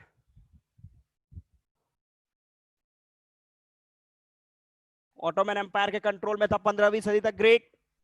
आगे पॉइंट क्या होते है, आगे पॉइंट पे फोकस करना कि ये जो ऑटोमन एम्पायर के कंट्रोल में है, फिर आगे क्या होता है कि ऑटोमन एम्पायर, मैं शॉर्ट में लिख रहा हूं, Ottoman empire and Islamic state मतलब यहाँ पे केवल इस्लाम के मानने वाले लोग थे। tried to apply all Islamic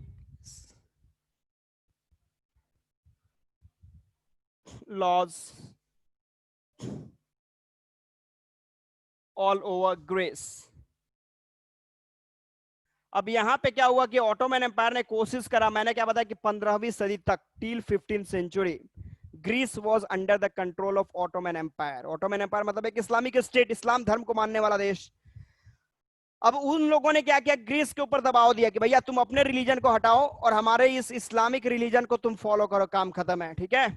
अब इन लोगों ने क्या किया, अब यहां पे देख लो ग्रीस ने क्या किया, ग्रीस को हटा के द ग्रीक लिखो। अब द ग्रीक मतलब वहां के जो लोग हैं उनकी बात करेंगे हम लोग। द ग्रीक रिजेक्टेड इट, इसको रिजेक्ट करा उन लोगों ने। And started movement, movement start कर दिया प्रभु।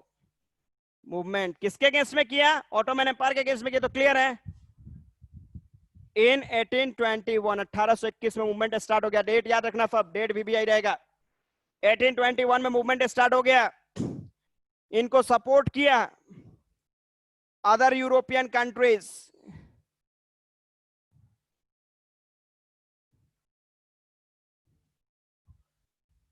बहुत सारे कंट्रीज जो थे यूरोप के, उन लोगों ने सपोर्ट किया।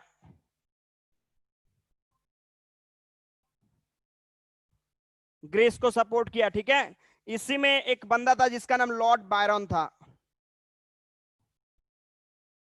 An English poet. ये एक इंग्लिश पोएट था। इसने क्या किया, कलेक्ट किया, कुछ फंड इकट्ठा किया टू सपोर्ट। किसको सपोर्ट करना था उसको, टू सपोर्ट ग्रीस, ठीक है। लेकिन बेचारा क्या होता है कि इन 1824 ही वाज डेड, वो मर जाता है। क्या, ड्यू टू फीवर, बुखार की वजह से मर गया। फिर क्या होता है, इन 1834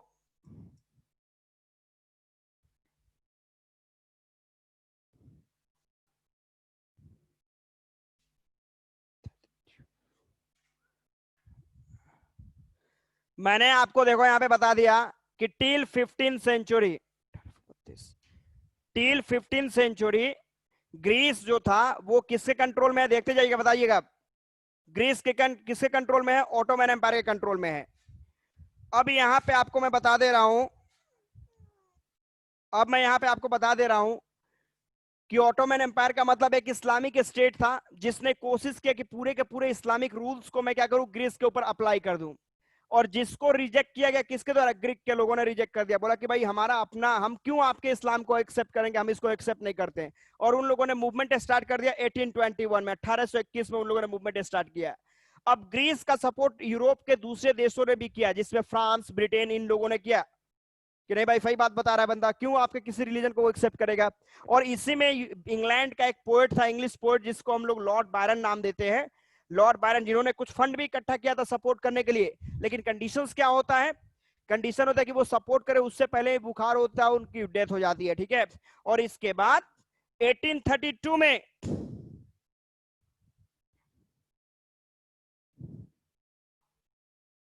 Greece was declared as independent nation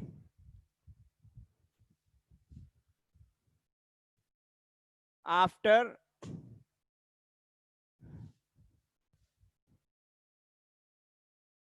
the Treaty of Constantinople। तो ये पॉइंट है, देखो यहाँ पे। तो ट्रीटी कॉन्स्टेंटिनोपल एक ट्रीटी हुई, जिसके बाद 1832 में ग्रीक को एक आजाद देश घोषित कर दिया गया। तो फिर से एक बार, ग्रीस जो देश था उसके ऊपर 15वीं सदी तक till 15th century Ottoman empire का कंट्रोल। ऑटोमन एम्पायर का पूरा टारगेट कि भैया किसी भी तरीके से इन लोगों से इस्लाम रिलीजन को एक्सेप्ट करा लो। लेकिन आपने देखा कि 1821 में, 1821 में इन लोगों ने इसको रिजेक्ट किया और मूवमेंट को स्टार्ट कर दिया, ठीक है। आगे आपने देखा कि यूरोप के दूसरे कंट्रीज ने भी इनका पूरा सपोर्ट करा, जिसमें एक लॉर्ड बायरन नाम का पोएट भी था जिसने कुछ फंड भी इकट्ठा किया कि भाई चलो उनका सपोर्ट कर लेते हैं। लेकिन कंडीशंस क्या आपने देखा, कंडीशन सिंपल सा देखा क्या कि कुछ सपोर्ट करते उससे पहले ही बुखार से इनकी डेथ हो जाती है। इसके बाद एक ट्रीटी होती है कॉन्स्टेंटिनोपल में अंडर फॉर, ये जो ट्रीटी थी वो बिटवीन किसके, तो ग्रीस एंड ऑटोमन एम्पायर के जो रूलर थे उनके बीच में, और बाद में चल के ग्रीस को एक आजाद देश घोषित कर दिया जाता है। तो ये है ग्रीक रिवॉल्यूशन। बीबीआई टॉपिक देख लो यहाँ पे बगल में लिख लेना 3 मार्क्स। ये 3 मार्क्स का टॉपिक है। फब मैं तुमको ये 3-3 नंबर के सारे क्वेश्चन जा रहे हैं, सब 3 मार्क्स वाले क्वेश्चन एग्जाम के।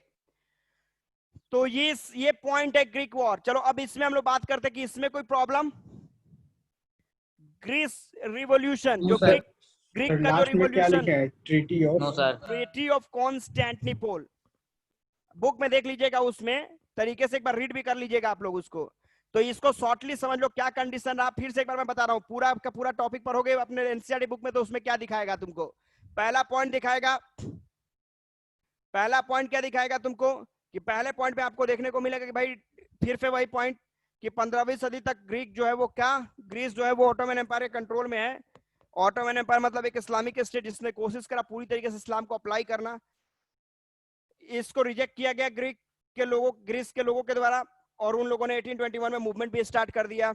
आगे आपने देखा कि यूरोप के कंट्रीज ने सपोर्ट, लॉर्ड बायरन का नाम आएगा, और इसके बाद एक लंबा स्ट्रगल चलेगा। फिर ये ट्रीटी ऑफ कॉन्स्टेंटिनोपल जो है, उसके बाद 1832 में ग्रीक जो है उसको एक आजाद देश घोषित कर दिया गया। तो ये है ग्रीक का रिवॉल्यूशन। सर उस वक्त ग्रीक जो था, ग्रीस, हाँ बोलिए। सर वो मोनार्क फॉर्म ऑफ गवर्नमेंट था या फिर डेमोक्रेटिक? देखिए कहने का मतलब है कि उस समय डेमोक्रेटिक तो कुछ होगा नहीं, सब मोनार्क पॉइंट पे ही थे। और मैंने आपको जैसे मैं अभी इसके बाद ही तुम्हारा घटना आएगा, पोलैंड का मूवमेंट चलोगे, पोलैंड के लोगों ने, तो पोलैंड क्या था, पोलैंड तो रशिया के कंट्रोल में था। जब मैं तुम्हारे अब सपोज करो कि हमारा देश जो है वो, जैसे मैं चाइना की बात करूं, चाइना हमेशा कोशिश करता है कि इस देश के बॉर्डर को अपने में मिला लिया जाए, उस देश के बॉर्डर को अपने में अटैच कर लिया जाए। तो अगर अटैच कर लेगा तो कंडीशन है कि वो तो क्लियर है कि आप ऑटोमेटिक वहां पे गुलाम है। मैंने यहाँ पे ये जो 1832 की बात कर रहे हो, 1832 में, हाँ सर, तो 1832 तो यहाँ पे आपने क्या देखा कि ये जब वहां का बंदा जो किंग था वो किंग बना। मैंने ये सारे पॉइंट आप लोग को समझ में आ गया पूरा फुल एंड फाइनल, ऊपर से नीचे तक, ऊपर पॉइंट।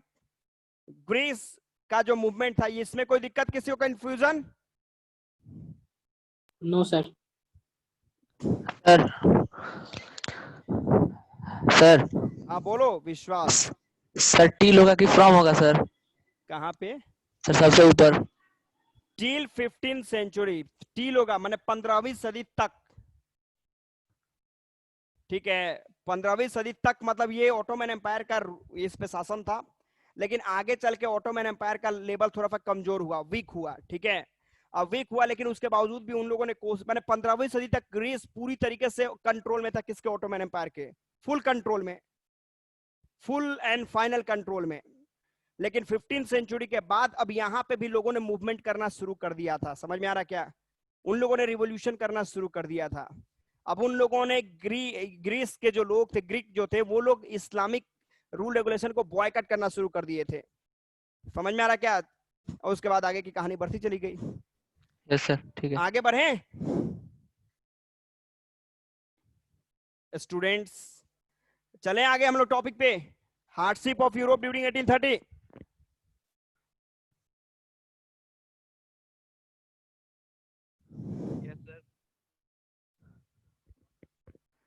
ओके ओके ओके,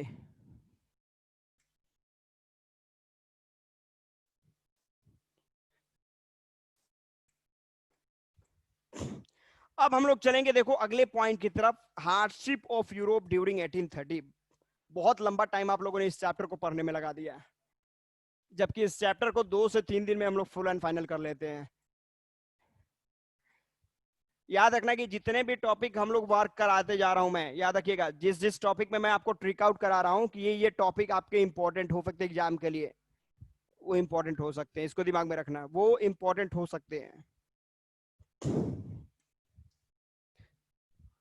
तो ये जो चैप्टर है इसका लिमिटेड क्वेश्चन होता है, ठीक है। इसके बाद हम लोग इसके नोट्स पे भी काम करेंगे।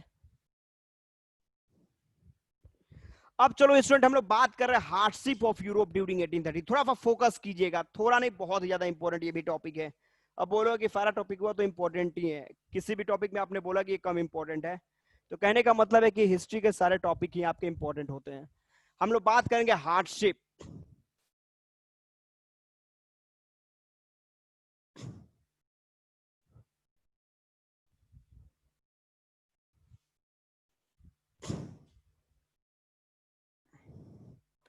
अब ये हार्डशिप का मतलब, अब आपने क्या चीज की, यूरोप जैसे इतने डेवलप एंड प्रोस्पिरियस कॉन्टिनेंट में भी हार्डशिप मतलब समस्याएं आ सकती हैं, ये तो एक क्वेश्चन है।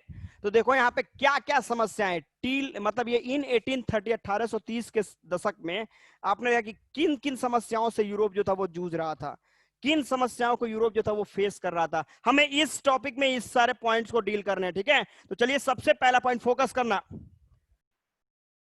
फोकस कीजिएगा। पहला पॉइंट, पहला स्टार हमने देखा क्या चीज कि यहाँ पे growth of population, population growth.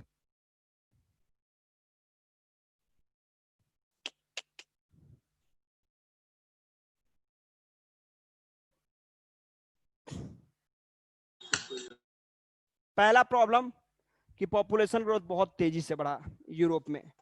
Second, अगर पॉपुलेशन ग्रोथ तेजी से बढ़ेगा तो क्लियर है कि अनएम्प्लॉयमेंट ग्रोथ भी बढ़ेगा। ध्यान दीजिएगा, अनएम्प्लॉयमेंट ग्रोथ भी बढ़ेगा। तो समस्या क्या थी, यहाँ पे अनएम्प्लॉयमेंट की भी समस्या आ चुकी थी, ये भी एक प्रॉब्लम थी। अब एक बात करो कि अनएम्प्लॉयमेंट अगर बेरोजगारी होगी तो दो टाइम खाना सही तरीके से नसीब नहीं होने जा रहा है। तो यहाँ पे लोग स्टारवेशन की समस्या को भी फेस कर रहे थे, मतलब भूखमरी भी थी, यहाँ पे अलग पॉइंट है।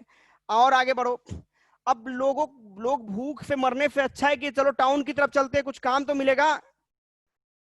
तो from country side the people migrated toward towns for what? In search of possibility to earn their livelihood, livelihood को अर्न करना है। तो यहाँ पे माइग्रेशन होना शुरू हो चुका था, ध्यान देना, migration from countryside to town in search of jobs. अब टाउन में जाओगे तो टाउन में तो ऑलरेडी पहले से ही प्रॉब्लम है, वहां पे डेंजर कंपटीशन वहां पे चल रहा है, क्या जॉब मिलेगा, कुछ नहीं मिलने वाला है। तो वहां पे ये माइग्रेटेड लेबर जो थे, ये जो लेबर थे, लेबर्स, वो कहाँ रहते थे, लिव्ड इन स्लम्स, झुग्गी झोपड़ी में वहां पे रह रहे हैं। तो ये प्रॉब्लम्स थे कहाँ पे, यूरोप के। मैं पॉइंट्स की बात कर रहा हूं, तो ध्यान दो, अगर ये 3 नंबर का तुम्हारा क्वेश्चन है, 3 मार्क्स, ये भी 3 मार्क्स के क्वेश्चन एग्जाम में निकलते हैं। अगर ये क्वेश्चन आ गया तो आपको लिखना होगा कि during 1830 the population growth of Europe was very high and because of that there was a large number of people who were unemployed. They were unable to find out any jobs. They didn't have any option to earn their livelihood. They were facing catches starvations. In search of job, they started to migrate towards catches town from countryside. But in towns, there was a steep competition already. पहले से वहां पे competition है, and that's why इस topic का question देखो कुछ नहीं होगा, बस टॉपिक का ये होगा कि describe the hardship of Europe during 1830। Question थोड़ा सा ट्विस्ट करेगा कि describe all the problems which were faced by Europe in 1830। Question कैसे भी करेगा, आंसर बस आपका इसको डील कर लेना, आपको टॉपिक हो जाएगा, फाइनलाइज हुआ, काम कंप्लीट। तो ये मैंने आपको बताया कि ये आपका हार्डशिप ऑफ यूरोप ड्यूरिंग 1830 हो जाएगा। Any problem? खैर ये जो प्रॉब्लम है ना, ये प्रॉब्लम हमारे देश में भी कंटिन्यू चल रहा है। ये प्रॉब्लम है ना हमारे देश में, पॉपुलेशन ग्रोथ ज्यादा है, अनएम्प्लॉयमेंट तो देख ही रहे हो, पहले से ही हम लोग 2 करोड़ लोग बेरोजगार थे, और ये कोरोना वायरस ने और 15-20 करोड़ लोगों को बेरोजगार कर दिया। स्टारवेशन तो समझ ही रहे हो, खैर गवर्नमेंट है 5 केजी चावल 5 केजी गेहूं जो है घर पहुंचा रही है, जिसकी वजह से स्टारवेशन की समस्या कुछ कम है।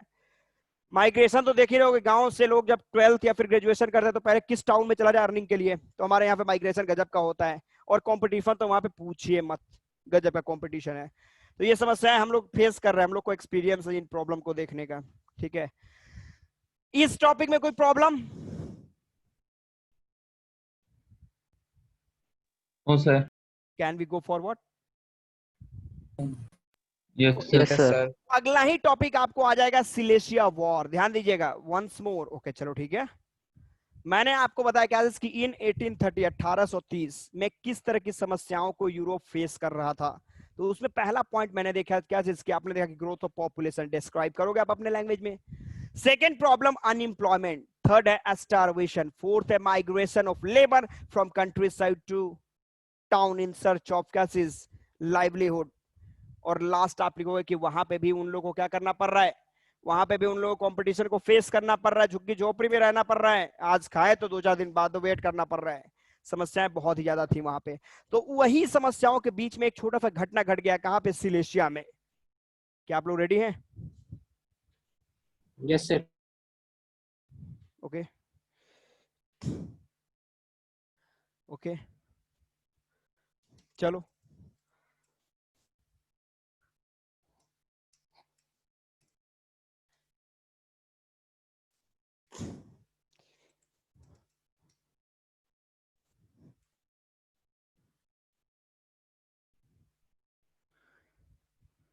हमारा पॉइंट क्या है, सिलेशिया मूवमेंट, ध्यान देना।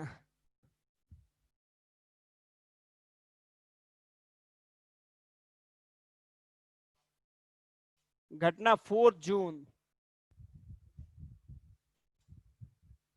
1845।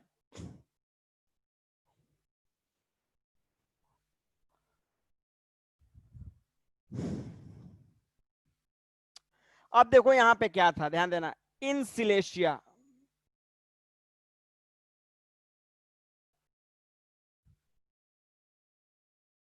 there were total लगभग there were about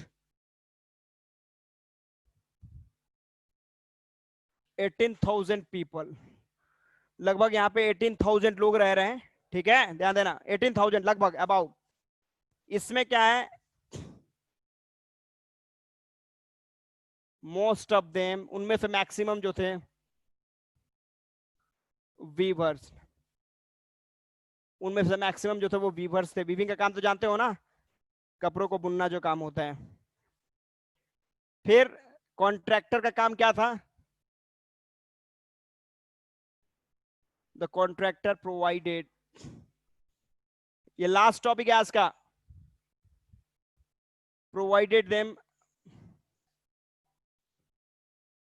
raw materials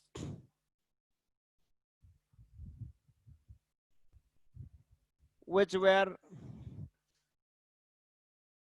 being converted into finished goods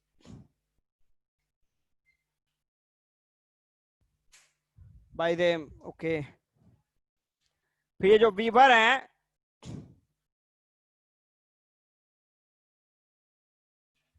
had to perform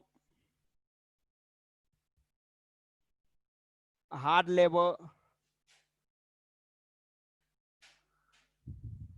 but get क्या चीज, लेस wages। पेमेंट बहुत कम मिल रहा है इन लोग को, पेमेंट बहुत ही कम मिल रहा है इन लोग को। इसके लिए क्या हुआ, on 4 June 1845 they assembled and marched towards the house of contractor।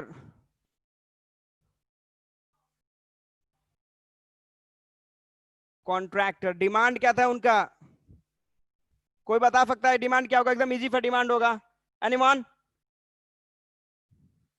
Employment. Their demand less working hour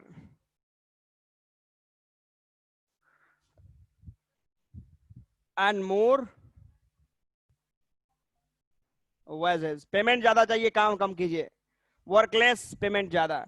अब कॉन्ट्रैक्टर ने क्या इनके इस डिमांड को एक्सेप्ट किया होगा? नो। क्या क्या कॉन्ट्रैक्टर,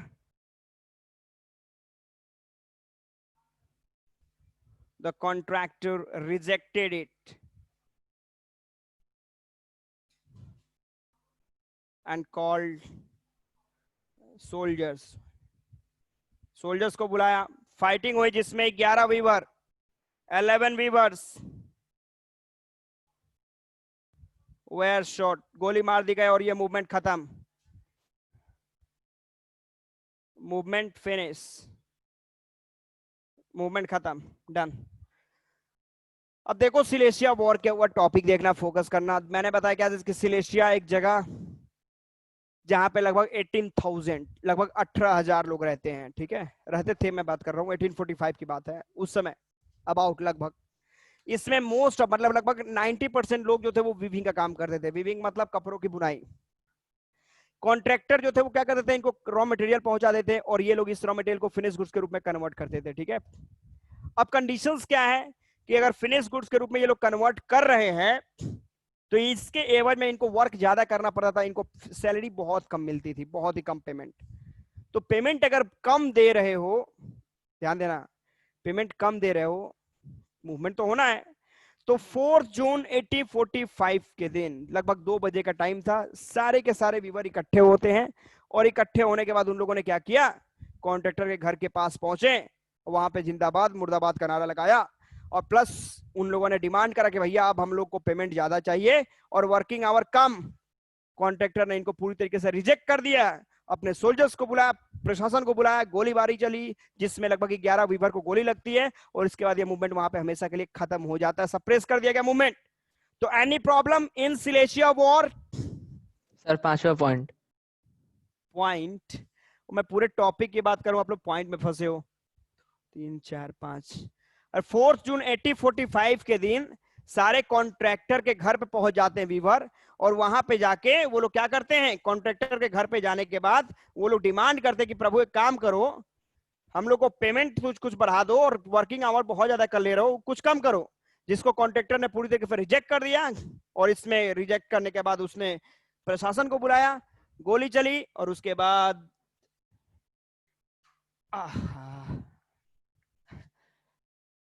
उसके बाद तो देखियो मूवमेंट खत्म हो गया। इसमें आप कोई प्रॉब्लम? सर मार्च के बाद क्या है? भाई मार्च के बाद कहाँ है कुछ है? कहाँ मार्च के बाद बोलता है भाई?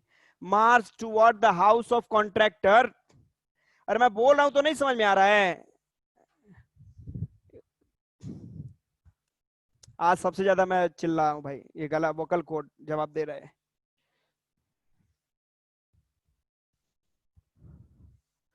ये SHOT है, ठीक है, इसको देख लेना, स्लॉट मत समझ लेना।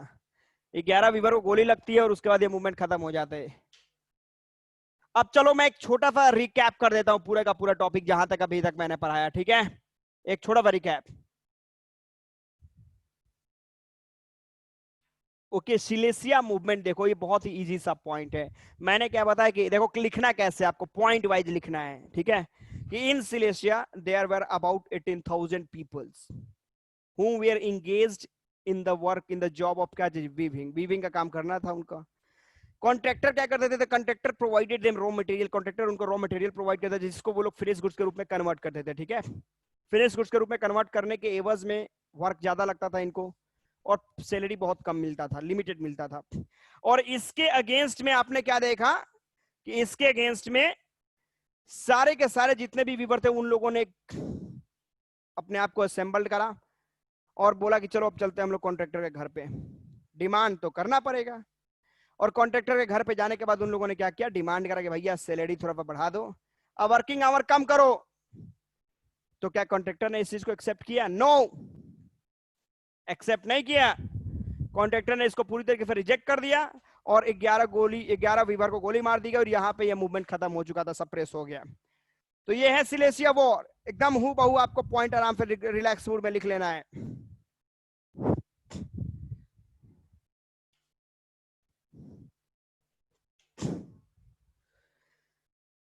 ओके चलो मैं अब एक छोटा सा रिकैप करा रहा हूं आप लोगों को, ठीक है, लास्ट पॉइंट चलता हुआ आप लोग का, मैं छोटा सा रिकैप करा रहा हूं आप लोग का। क्या आप लोग रेडी हैं? यस और नो?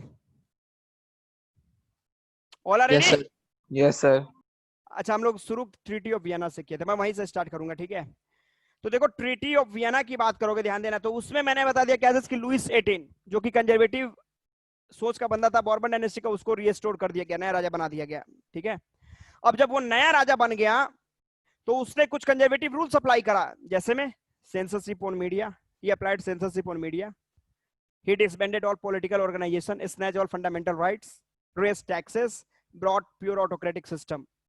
और इसके अगेंस्ट में लिबरल्स वालों ने मूवमेंट करा कि भाई कंजर्वेटिव को खत्म करो, और लिबरल का मूवमेंट हुआ जिसमें आपने क्या देखा कि सबसे पहला क्रांतिकारी का नाम मैजनी का नाम आया, जिसकी मैजनी। और मैजनी की बात करोगे तो इनका जन्म जिनोवा में 1807 में हुआ। आपको मैं बता दूं कि इन हिज अर्ली एज उन्होंने कार्बोनरी सीक्रेट सोसाइटी को ज्वाइन कर लिया, और फिर 24 साल की उम्र में लिगुरिया एक प्लेस है जहां पे उन्होंने पहला मूवमेंट अटेम्प्ट करा। इसके बाद इनको देश से निकाल दिया गया। जब देश से निकाला गया तो वहां पे भी जाके ये शांत नहीं बैठते हैं, क्या करते हैं, यंग इटली यंग यूरोप का निर्माण कर लिया, अपने सोच के बंदों को उसमें अपॉइंट करना शुरू कर दिया, और मूवमेंट कंजर्वेटिव के अगेंस्ट में, टारगेट रिपब्लिकन सिस्टम को स्टेबलाइज करना। पॉइंट आगे आपने क्या देखा कि मैंने ये बताया था कि 1831-48 दो बार इन्होंने अटेम्प्ट किया था इटली को यूनिफाई करने के लिए, लेकिन दोनों बार फेल हुए हैं। खैर फेल हुए फिर मतलब नहीं है, कोशिश किया इन्होंने। फिर पॉइंट क्या हुआ आगे चल के कि यहीं पे ड्यूक मैटरनिक जो कि ऑस्ट्रिया का चांसलर था, उन्होंने इनको मतलब डेंजरस बोला कंजर्वेटिव रूल के लिए, ठीक है। आगे आपको मैं बता दूं क्या, जिसकी जुलाई रिवॉल्यूशन की बात हम लोगों ने करा। जुलाई रिवॉल्यूशन में हमने बोला जुलाई 1830 क्या हुआ, तो लुइस 18 को हटा के लुइस फिलिप, वहां पे एक नया लिबरल किंग बन गया। और यहीं पे ड्यूक मैटरनिक का एक रिमार्क आ गया क्या, जिसकी when France sneezes then the rest European countries catch cold, कि अगर फ्रांस को छींक आ जाए तो पूरे के पूरे यूरोप को सर्दी पकड़ ले। वीवीआई टॉपिक है, याद रखना, वीवीआई रिमार्क है ये। तो ये क्या कहना चाहता इससे, तो इससे उन्होंने कहना चाहा था कि भाई साहब France was a leading nation while other European countries were its followers. Any incident which took place in France, any incident which took place in France, its effect could be seen in rest part of क्या चीज, Europe. यहीं पे तुम्हारा आ जाएगा Greek war. तो मैंने बताया था कि 15वीं सदी तक ग्रीस पूरी तरीके से ऑटोमन एम्पायर के कंट्रोल में था। ऑटोमन एम्पायर वालों ने कोशिश करा कि पूरी तरीके से इस्लामिक रूल को अप्लाई करें, लेकिन इसके अगेंस्ट में ग्रीक ने मूवमेंट स्टार्ट किया 1821। अदर यूरोपियन कंट्रीज ने सपोर्ट करा, जिसमें आपके लॉर्ड बायरन फाफ का नाम सबसे नंबर 1 पे आता है। कुछ फंड इकट्ठा किया, लेकिन 24 में इनका डेथ हो गया ड्यू टू फीवर। इसके बाद ट्रीटी ऑफ कॉन्स्टेंटिनोपल का एक ट्रीटी हुआ 1832 और वहां पे ग्रीक को एक आजाद देश घोषित कर दिया गया। एक कदम आगे जाओ, इसके बाद का टॉपिक मैंने क्या पढ़ा आप लोगों को, हार्डशिप ऑफ यूरोप ड्यूरिंग 1830। तो हार्डशिप पे मैंने बताया क्या, जिसकी 1830 में यूरोप किस समस्या से गुजर रहा था। पहला पॉइंट मैंने बताया population growth, second unemployment growth, third starvation का ग्रोथ, फोर्थ माइग्रेशन का ग्रोथ, फिफ्थ टाउन में चले गए तो टाउन में भी एक स्टीप कंपटीशन है, वहां पे घर जगह नहीं मिल रही रहने के लिए, झुग्गी झोपड़ी में रह रहे हो, ये सारी समस्याओं का ग्रोथ। तो कहने का मतलब यूरोप पूरी तरह सफर कर रहा था। और लास्ट टॉपिक जो हम लोगों ने आज डील किया, ये डील आपका व्हाइट बोर्ड पे दिख रहा है, बोर्ड पे सिलेसिया वॉर। मुझे लगता है कि इसको ज्यादा एक्सप्लेन करने की जरूरत नहीं, अभी कुछ अभी ताजा ताजा पॉइंट है। तो यहाँ पे आपका पॉइंट्स होता है फुल एंड फाइनल। क्या कोई कंफ्यूजन आज के टॉपिक में, आज के पॉइंट में किसी को कोई problem, any problem? No sir. Clear है, डन? सर क्या चीज?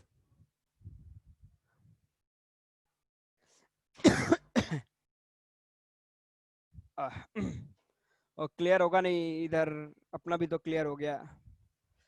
तो चलो एक यहां पे हम लोग लेंगे एक छोटा सा ब्रेक।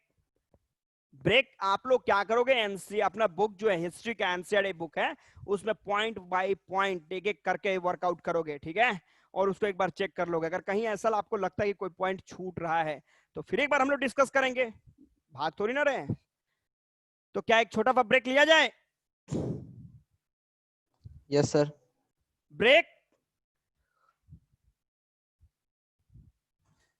ओ भाई, रिलेशन बिटवीन कंजर्वेटिव और मैजनी के रिलेशन। अब ये तो आप देखो राघवेंद्र, आपका जो क्वेश्चन है, देखो क्वेश्चन एक बच्चे ने पूछा है कि what is the relation between conservative rules and Giuseppe Mazzini. तो मैं वही बता रहा हूं कि British rule and Bhagat Singh, क्या रिलेशन था दोनों के बीच में?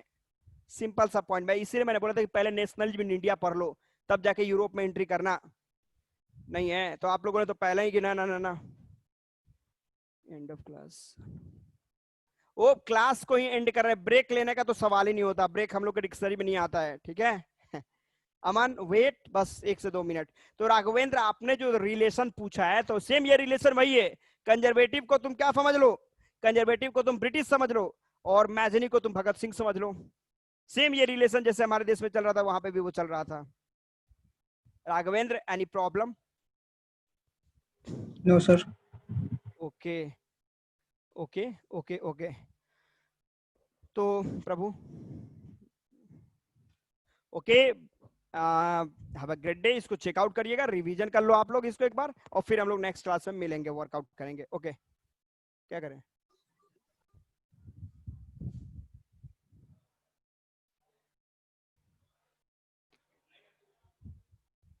बुक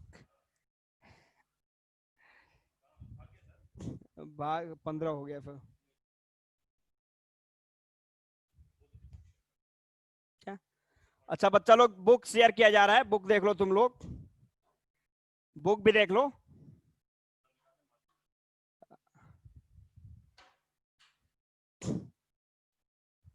अब ले जाइए, एकदम नीचे ले जाइए।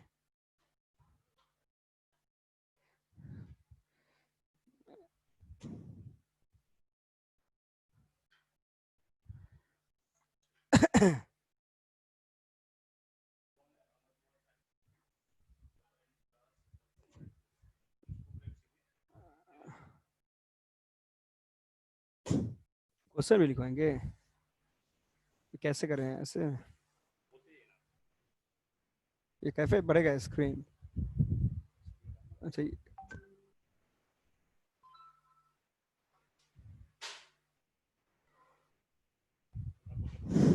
चलो स्टूडेंट यहाँ पे देख लो, ये तो कंजर्वेटिव रूल हम लोगों ने देख ही लिया, ध्यान देना है। तो यहाँ पे देख लो, यहाँ पे क्या हुआ कि कंजर्वेटिव रिजाइम सेटअप इन 1815 में, यहाँ पे देख लो ये जो पॉइंट यहाँ पे तुमको दिखाई दे रहा है कि यहाँ पे देखो they didn't tolerate criticism and dissent. मैंने बताया था कि कोई भी बंदा उनके अगेंस्ट में बोले ये उनको बर्दाश्त नहीं था, तो इसलिए उन लोगों ने क्या किया, पब्लिक के सारे फंडामेंटल जो राइट्स है उसको स्नैच करा। फिर यहाँ पे प्योर ऑटोक्रेटिक गवर्नमेंट को अप्लाई कर दिया। फिर देखो यहाँ पे न्यूज़पेपर या फिर बुक प्ले जो भी था उन लोगों को स्ट्रिक्ट रेस्ट्रिक्शन, मतलब मैंने बताया ना सेंसरशिप अप्लाई कर दिया गया कि भैया आप हमारे ऑर्डर के बिना कोई भी न्यूज प्रिंट नहीं कर सकते, तो उनके सारे फ्रीडम को छीना गया। तो ये सब था, ये लुइस 18 ने जो सारे रूल्स अप्लाई किए उनकी बात की जा रही है, ठीक है। इसके बाद देखो क्या है, अब देखो यहाँ पे कंडीशंस क्या है। अब देखो यहाँ पे, अब रिवोल्यूशनरी क्रांतिकारियों की बात करोगे तो आपने देखा क्या चीज कि ये जो कंजर्वेटिव रिजाइम चल रहा था इसके अगेंस्ट में देखो यहाँ पे सबसे पहले मैजनी का नाम आ गया। यहाँ पे मैजनी बॉर्न 1807 जिनोवा में, 24 साल की उम्र में। ये टॉपिक अभी बताया ना मैंने, लिगुरिया में एक मूवमेंट किया उन्होंने, उसके बाद उनको देश से निकाल दिया गया। फिर वहां पे जाके यंग इटली, यंग इटली मर्शाल और यंग यूरोप जो है बर्न यहाँ पे बनाया। अपने सोच वाले लिबरल सोच वाले लोगों को उसमें अपॉइंट करना शुरू कर दिया। और इन्होंने टारगेट किया था, इनका विश्वास था कि भाई भगवान ने सारे जो जमीन सब ये धरती जो दिया है वो सबको यूज करने के लिए दिया है।